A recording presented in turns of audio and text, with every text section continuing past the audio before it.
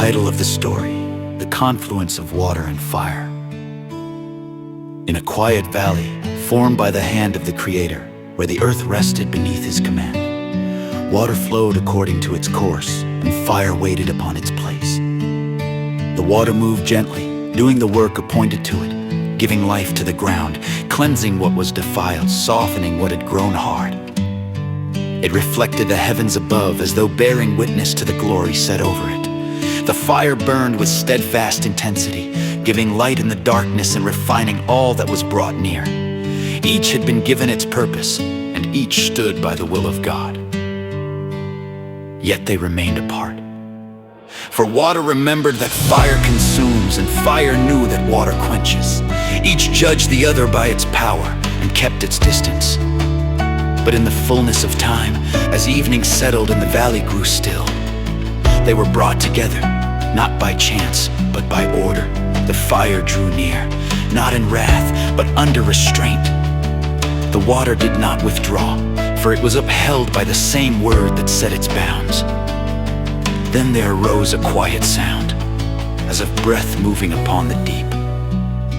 The water was stirred and lifted, not unto destruction, but unto change. It rose upward, no longer bound to the earth, light and unseen. The fire did not go out, nor did the water cease to be between them. Appeared something new, warm and living, ascending heavenward.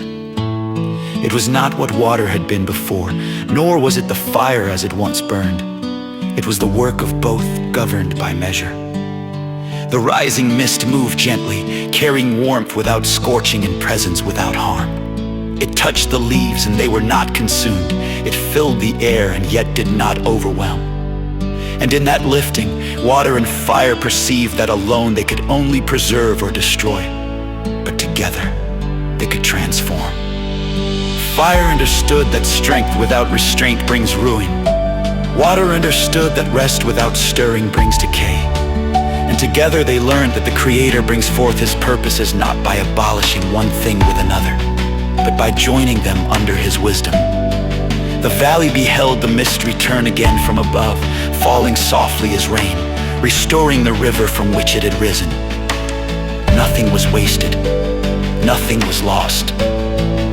What ascended returned with blessing. From that day, water no longer feared fire, and fire no longer despised water. They understood that their meeting was not appointed for conquest, but for completion.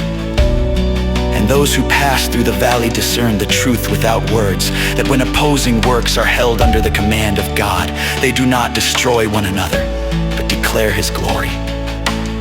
The river continued in its course, the flame continued in its light, and the air bore witness to the mystery of transformation, that what God joins together is changed, yet preserved.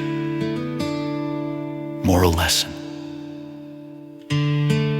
When opposing forces submit to God's wisdom, they do not destroy one another, but are transformed to fulfill His purpose.